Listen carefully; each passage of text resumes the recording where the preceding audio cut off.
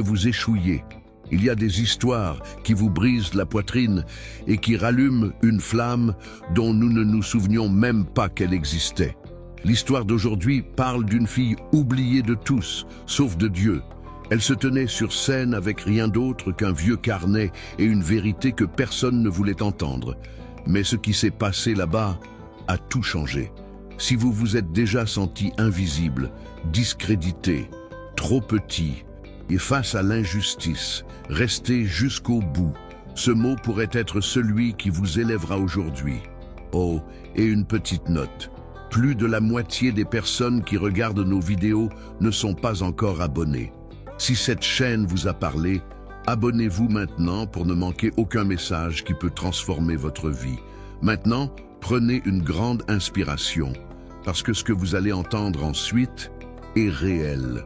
Elle s'appelle Aïssatou Diouf, 12 ans, résident du bloc F6 de la Cité, des Lauriers à Marseille.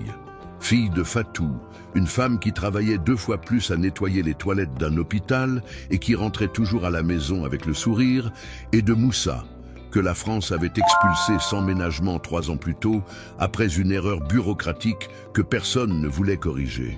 Aïssatou était le genre de fille qui passait inaperçue même lorsqu'elle était au centre de la pièce. Il parle doucement, marche légère et hausse les épaules comme s'il s'excusait d'exister. À cette époque, l'école Jean Jaurès n'était qu'un bâtiment gris parmi tant d'autres dans la banlieue nord de la ville et elle voulait juste terminer la journée sans être appelée par son nom.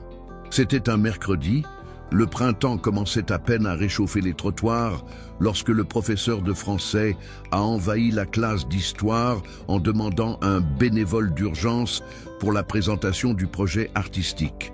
Le garçon qui devait se produire, Loïc, aux yeux bleus et aux cheveux, toujours parfaitement coiffé, s'était absenté après une dispute avec ses parents. Sans trop réfléchir, peut-être par manque d'options ou par pur dédain, l'enseignante pointa du doigt « Aïssatou, toi, vas-y, au moins on ne se retrouvera pas sans personne ». Toute la salle tourna le cou pour regarder. Certains ont ri, d'autres fronçaient les sourcils. Personne ne s'attendait à rien, elle-même non plus. Elle se leva lentement, comme si elle se dirigeait vers l'abattoir, saisissant le seul objet qu'elle pouvait appeler sien. Un carnet vert, au bord mâché et son nom écrit à la main sur la couverture, presque effacé. La salle où la présentation devait avoir lieu était petite, avec une odeur de vieux bois et de peinture fraîche. Les chaises étaient disposées en demi-cercle, comme une arène de jugement déguisée en événement scolaire. La directrice, Madame Fournier, était assise au dernier rang, avec la posture de quelqu'un qui sort par obligation. Elle portait un foulard en soie, bleu, et écrivait quelque chose sur un bloc-notes beige, sans lever les yeux. Aïssatou entra lentement, ne comprenant toujours pas si c'était un piège ou juste un autre jour d'invisibilité. L'enseignante chuchota à un autre employé, cachant à peine son rire. Et il y avait quelque chose dans la façon dont les autres étudiants chuchotaient, comme si une tragédie était sur le point de se produire et que tout le monde voulait être le premier à assister à la chute. Elle n'avait pas de costume, pas de musique de fond, pas de répétition préalable. L'accord prévoyait que chaque étudiant présenterait une performance artistique exprimant une expérience personnelle ou une critique sociale. Aïssatou ne savait même pas que cela arriverait ce jour-là, mais il savait qu'il avait quelque chose de enregistré dans le carnet, un texte que j'ai écrit la nuit, caché sous la lumière de l'abat-jour fissuré qui vacillait chaque fois qu'il pleuvait. Il s'agissait de la vie dans les tours abandonnées, des ascenseurs en panne depuis des mois, des rats partageant l'espace avec les enfants et du silence des autorités qui n'apparaissaient qu'en période électorale. Lorsqu'il atteignit le centre de la scène, il regarda le sol pendant une seconde, puis leva lentement les yeux comme s'il cherchait une permission dans le vide. Et puis, d'une voix ferme, il commença à parler. La première phrase est sortie sans accroc, étonnamment claire, presque tranchant. Sa voix avait un timbre auquel personne ne s'attendait, un peu rauque, mais direct, avec une cadence qui attirait votre attention. Chaque mot lui semblait lourd, comme s'il avait été enfoncé dans sa poitrine. Elle n'a pas lu le texte comme quelqu'un qui accomplit une tâche. Elle parlait comme quelqu'un qui avait besoin d'être entendu, comme quelqu'un qui portait ça en lui depuis trop longtemps. De ma fenêtre, le ciel est du même gris que les murs de béton. Mais ici, personne ne rêve du ciel. On rêve d'eau chaude sous la douche et d'un voisin qui n'est pas mort hier. Une enseignante au 3e rang a arrêté d'utiliser son téléphone portable. Le réalisateur leva les yeux. Un silence s'est répandu, non pas un silence d'indifférence, mais un silence d'écoute. Au fur et à mesure qu'elle avançait, la pièce changeait. Le rire a disparu, les murmures aussi. Certains étudiants qui avaient l'habitude de lancer des boules de papier lors de chaque présentation étaient maintenant immobiles, fixant cette fille qui semblait avoir grandi de 2 mètres sur cette scène improvisée. À chaque couplet, Aïssatou racontait des scènes que personne ne voulait admettre connaître. Le policier qui faisait semblant de ne pas voir lorsqu'un garçon était agressé, la mère qui cachait sa peur derrière son tablier taché, les rêves enfouis sous des piles de factures en souffrance. Il n'y avait pas de drame forcé, pas de performance théâtrale, juste la vie, nue, brute, sale, telle qu'elle était. Et cela a provoqué un malaise, mais aussi du respect. Pour la première fois, l'inconfort s'accompagnait de l'écoute. À mi-chemin du texte, Aïssatou marque une pause. Non pas parce qu'il avait oublié ce qui allait suivre, mais parce qu'il sentait quelque chose bouger à l'intérieur. Un souvenir, une scène, une douleur. Il prit une profonde inspiration, serra le carnet contre sa poitrine et continua. Il parlait de l'odeur de moisi qui collait à ses vêtements, de la peur ressentie par sa mère lorsqu'elle voyait la voiture de police s'arrêter au coin de la rue, de la honte de porter les mêmes baskets trouées pendant 2 années de suite. Mais c'est quand elle a dit « Ici, on apprend à être fort avant d'apprendre à jouer » que la réalisatrice a ému. Ce genre de phrase qui ne vient pas d'un livre ou d'un cours, elle vient de la peau, de la chair. Et c'est peut-être à ce moment-là que la performance a cessé d'être une présentation scolaire et est devenue une vocation. Au fond de la pièce, le gardien, un homme discret que presque personne ne remarquait, croisait lentement les bras, comme s'il reconnaissait quelque chose. La réalisatrice a posé son stylo. Ses yeux suivaient désormais chaque mot avec une tension curieuse. Ce n'était pas seulement le texte. C'était le contraste entre cette fille frêle et pauvrement vêtue et la force avec laquelle elle récitait une vérité que personne là-bas n'avait eu le courage de dire auparavant. Le plus frappant était qu'Aïssatou ne semblait pas chercher l'approbation. Il ne regardait personne comme s'il s'attendait à des applaudissements. Elle parlait comme si elle avait besoin de le dire, même si c'était la dernière fois. La scène était petite, improvisée. Mais là, à ce moment-là, elle occupait chaque centimètre comme si elle était née pour être là. À la fin du texte, sa voix tremblait un peu, non pas de peur, mais d'intensité, comme si les mots pesaient plus que ce que les bras pouvaient supporter. Si personne ne nous regarde, nous apprenons à nous voir dans le reflet de la flaque, et même là, certains continuent à dire que l'image est fausse. C'était la dernière phrase, et puis le silence. Un silence dense et chargé, comme si l'air s'était épaissi à l'intérieur de la pièce. Personne n'a bougé. Pendant 3 secondes, le temps a semblé figé entre la fin du discours et ce qui allait suivre. Et c'est dans cet intervalle que quelque chose a changé. La réalisatrice, toujours si économe de gestes, frappa dans ses mains, lentement. 1, 2, 3 fois. Puis d'autres mains se sont jointes à nous, un peu timidement au début, mais se sont rapidement répandues comme une traînée de poudre. Applaudissements. De vrais applaudissements. Ce n'est pas le genre d'applaudissements polis que l'on donne à la fin d'une présentation, mais le genre que l'on entend quand les gens ne savent pas quoi faire d'autre de ce qu'ils ont ressenti. Aïssatou se tenait au centre, ne sachant pas comment réagir. Il n'a pas souri, il n'a pas pleuré. Elle regarda simplement autour d'elle, confuse, comme quelqu'un qui venait de se réveiller d'un rêve étrange. Le professeur de français, qui l'avait poussé jusqu'alors sur scène en dernier recours, évitait désormais tout contact visuel. Et Madame Fournier, la directrice, ne ressemblait plus à la femme ennuyée du dernier rang. Elle était debout, les yeux pleins de larmes, serrant son mouchoir bleu entre ses doigts. L'atmosphère était sans dessus-dessous. Pour la première fois, Aïssatou n'était pas une femme comme les autres. Lorsqu'elle est descendue de la scène, ses jambes tremblaient encore. Personne ne lui a parlé tout de suite. Mais ce n'était plus comme avant, quand le silence signifiait mépris. Maintenant, il signifiait respect. Ce genre de silence qui se produit quand quelque chose de sacré vient de se produire. Aïssatou sortit par le côté de la pièce, toujours avec le carnet serré contre sa poitrine, et se dirigea directement vers les toilettes des femmes, s'enfermant dans la dernière cabine. J'avais besoin de respirer. J'avais besoin de comprendre. Elle fixa le miroir fissuré et vit quelque chose d'étrange s'y refléter. Elle-même, mais différente. Pour la première fois, cela ne semblait pas petit. Le visage était resté le même, les yeux enfoncés, le chemisier avec une tache de peinture qui n'était jamais partie.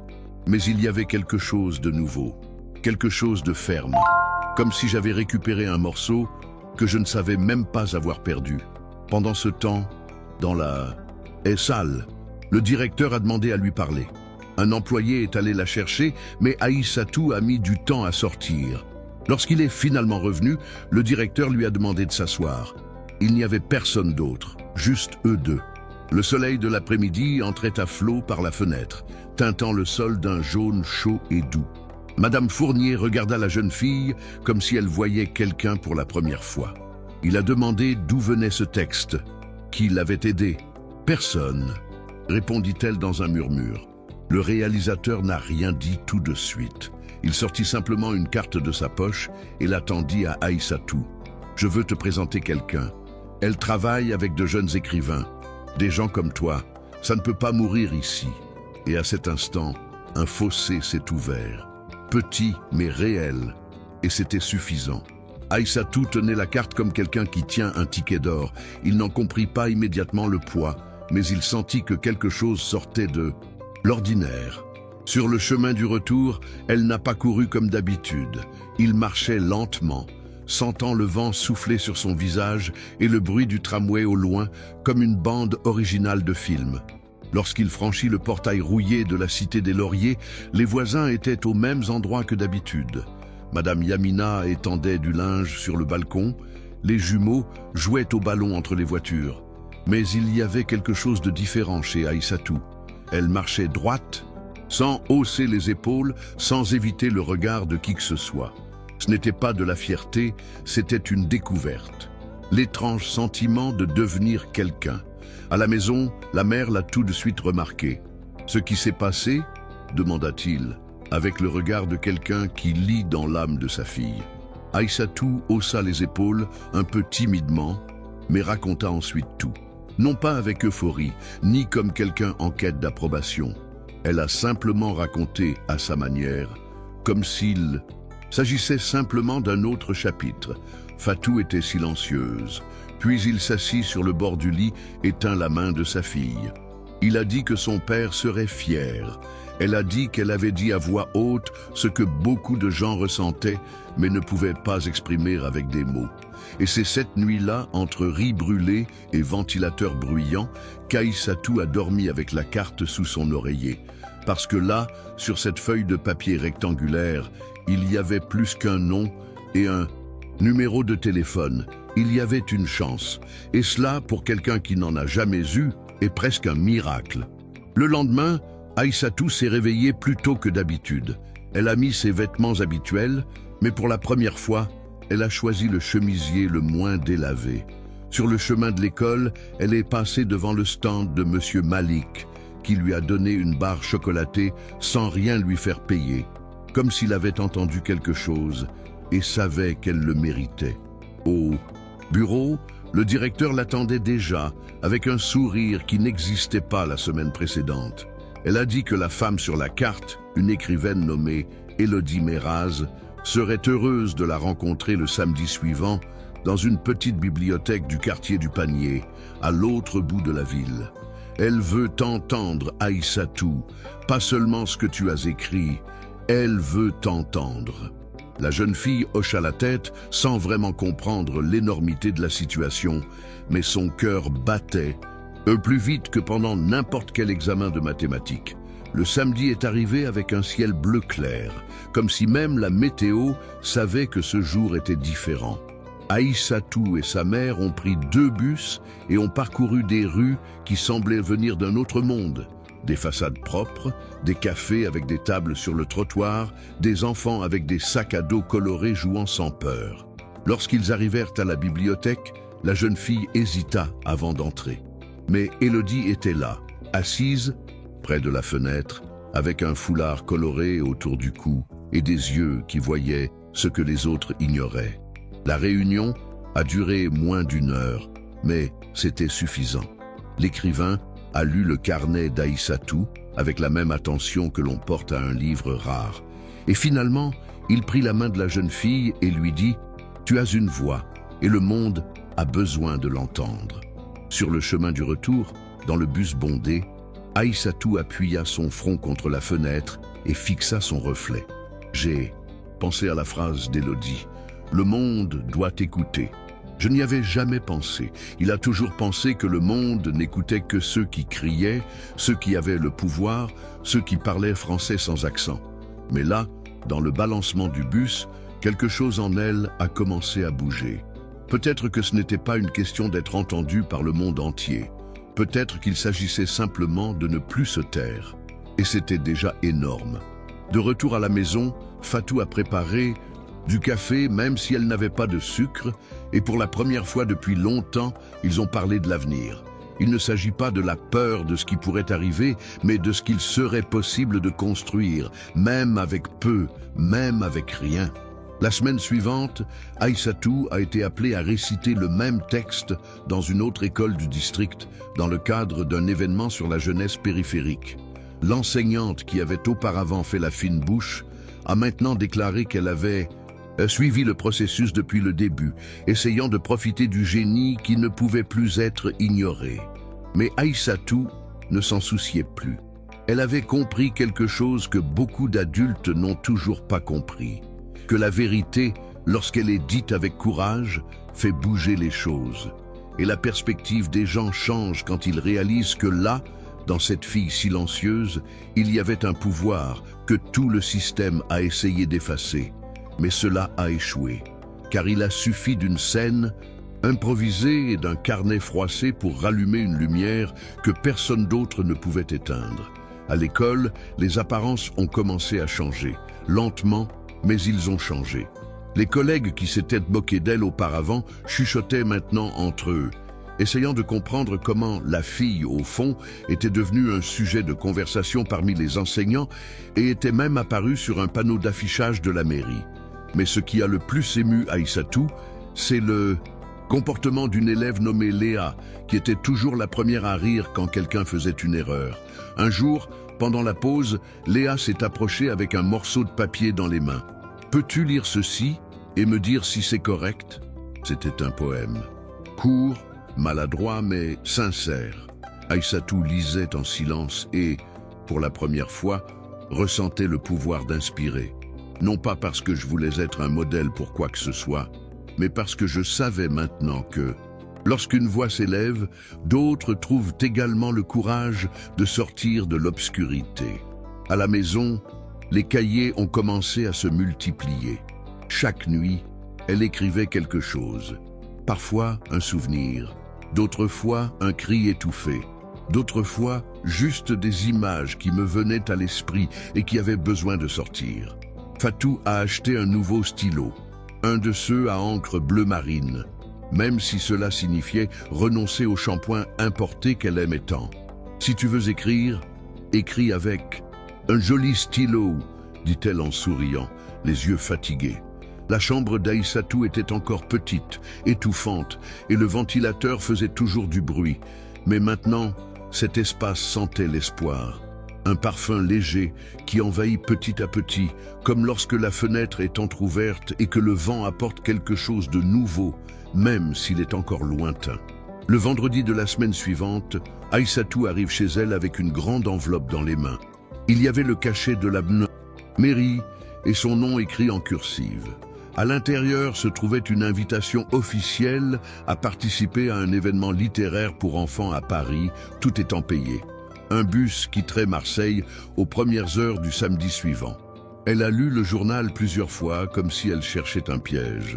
Fatou pleura doucement, se cachant dans la salle de bain, puis alla le dire à Madame Yamina, comme si c'était une nouvelle dans le journal. Pour la première fois, la Cité des Lauriers avait un nom, annoncé autrement que par une tragédie. C'était comme si un rayon de lumière avait traversé le béton épais des tours et était entré directement dans leur salon. Le voyage a été long. Le bus tangua et les phares des voitures filtrèrent sur la vitre comme des étoiles trop rapides. Aïssatou dormait à peine. J'étais nerveux, mais c'était une bonne forme de nervosité, celle qui survient quand on sait qu'on s'engage dans quelque chose qui pourrait tout changer. À Paris, tout était grand, bruyant, trop impropre. Elle tenait le nouveau cahier qu'elle avait reçu de la bibliothécaire de l'école, les pages sentant encore le papier vierge. Lors de l'événement, elle a été traitée comme une auteure. Ils lui ont donné un badge avec son nom complet et le mot « invité » en dessous. Il y avait un micro, il y avait un public, il y avait une caméra. Mais le plus frappant, c'était une fille de son âge qui, après la présentation, s'est approchée et a dit doucement « Quand tu parles, j'ai l'impression d'exister aussi. » Aïssatou sourit. Et dans ce sourire, il y avait la certitude que quelque chose dans le monde avait changé, même si ce n'était qu'un tout petit peu. De retour à Marseille, les jours continuaient d'être difficiles. L'ascenseur de l'immeuble était toujours en panne. Le voisin du dessus criait toujours sur sa femme, et la cantine de l'école servait toujours de la soupe liquide le mardi. Mais à l'intérieur d'Aïssatou, quelque chose n'était plus pareil. Elle n'attendait plus que quelqu'un la remarque pour se sentir précieuse. Maintenant, elle savait. Je savais ce que je portais. Je savais ce que je pouvais provoquer avec mes mots. Et, plus important encore, je savais que je n'avais pas besoin de permission pour exister. Il s'assit au fond de la pièce, mais il ne se cacha plus. Il a levé la main. J'ai corrigé le professeur quand c'était nécessaire. Je l'ai regardé dans les yeux. Et au fil du temps, il a infecté d'autres personnes. L'ambiance dans la classe a changé. Une étincelle s'était propagée.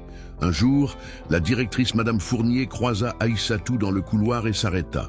Elle tenait un dossier bleu et semblait pressée, mais elle a tenu à dire « J'ai beaucoup appris de vous. Merci de nous avoir appris à écouter. » Et il suivit. La phrase résonna dans la tête de la jeune fille pendant le reste de l'après-midi. Car même dans ses meilleurs rêves, ceux qu'elle écrivait sur les dernières pages de son carnet avant de s'endormir, elle n'avait pas imaginé qu'un adulte blanc, une autorité scolaire lui dirait cela. Ce n'était pas une question de célébrité ou de statut. Il s'agissait de rupture, à propos du moment où quelque chose d'invisible se brise et ce qui était effacé commence à être vu. Sur le chemin du retour ce jour-là, elle marchait lentement, écoutant de la musique sur des écouteurs empruntés. Et pour la première fois, elle dansait sur le trottoir. Personne n'a compris pourquoi, mais elle a dansé. À la fin de l'année scolaire, l'école a organisé une cérémonie symbolique pour les élèves qui avaient le plus excellé. Une cérémonie simple, avec des chaises alignées dans la cour, un microphone hurlant et quelques parents assis sur des tabourets en plastique. Aïssatou a été appelée en dernier. Et ce n'était pas à cause de la moyenne en mathématiques, ni à cause des résultats en sciences. Il s'agissait d'une contribution à l'expression collective et à l'inspiration de la communauté scolaire. Le professeur qui avait auparavant douté la serrait maintenant trop fort dans ses bras. Un journal local a pris une photo. Et là, tenant un certificat plastifié, son uniforme délavé et ses cheveux tressés par Fatou la veille, elle leva les yeux vers le ciel un instant. Non pas pour demander quoi que ce soit, mais pour rendre grâce. Pour la première fois, il sentait qu'il était peut-être possible d'écrire son propre chemin.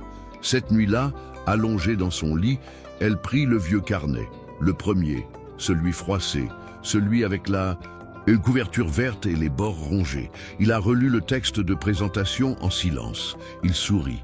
Puis il prit le stylo bleu marine et écrivit tout en bas de la dernière page « Personne n'attendait rien de moi. mais Dieu le savait. Et puis, il ferma le carnet comme s'il scellait une histoire qui devait être racontée. Ce n'était pas la fin. Ce n'était que le début d'une fille qui, sans le vouloir, s'est fait une place dans un monde qui jurait qu'elle ne s'intégrerait jamais. Et si, vous qui lisez ou écoutez ceci maintenant, vous vous sentez aussi trop petit, trop oublié, trop incapable, souvenez-vous d'Aïssatou, parce que parfois, tout ce dont vous avez besoin, c'est d'une scène de fortune, d'un vieux carnet et de la foi. Aujourd'hui, Aïssatou a 15 ans. Elle continue de vivre à la Cité des Lauriers, mais a déjà été publiée dans une anthologie scolaire, a participé à des ateliers avec des auteurs de renom et aide d'autres filles à écrire leurs propres textes. Il a un profil discret sur les réseaux sociaux où il publie des extraits de ses carnets, toujours écrits à la main. Il ne recherche pas la gloire et ne veut pas devenir une célébrité. Ce qu'elle veut vraiment, c'est que les autres Aïssatous sachent qu'ils sont vus. Parfois, elle est sollicitée par des enseignants d'autres écoles qui lui demandent comment travailler sur les questions d'inégalité et d'identité avec les élèves. Elle répond avec un sourire timide. Laissez-les parler. Ils savent déjà ce qu'ils ont à dire. Ils ne savaient simplement pas qu'ils pouvaient le faire. Et c'est pour cela que cette histoire a été racontée. Car dans une école publique de la banlieue marseillaise, chaque mercredi, une fille noire, invisible, était mise en scène en dernier recours. Mais c'est de là que sortit la première voix, non pas parce que quelqu'un croyait en elle, mais parce qu'elle croyait en sa propre douleur comme en une graine.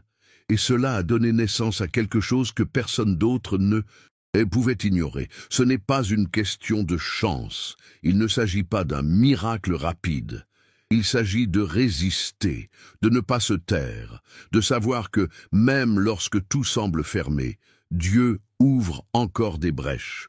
Et si vous êtes arrivé jusqu'ici, c'est peut-être parce que cette histoire était exactement ce dont votre âme avait besoin d'entendre aujourd'hui. Alors gardez ceci à l'esprit. Si personne ne vous a choisi, c'est peut-être parce que c'est Dieu qui vous a séparés. Et si cette histoire t'a touché, n'oublie pas de liker la vidéo. Dis-moi en commentaire ce que tu as ressenti. Je lis tout, vraiment. Abonne-toi à la chaîne pour ne pas manquer les prochaines histoires. Et surtout, partage cette vidéo avec quelqu'un qui en a besoin aujourd'hui. Ici, dans Histoire de vie, chaque témoignage est une lumière. Et ensemble, nous formons les gardiens de l'histoire. À très bientôt pour une nouvelle histoire.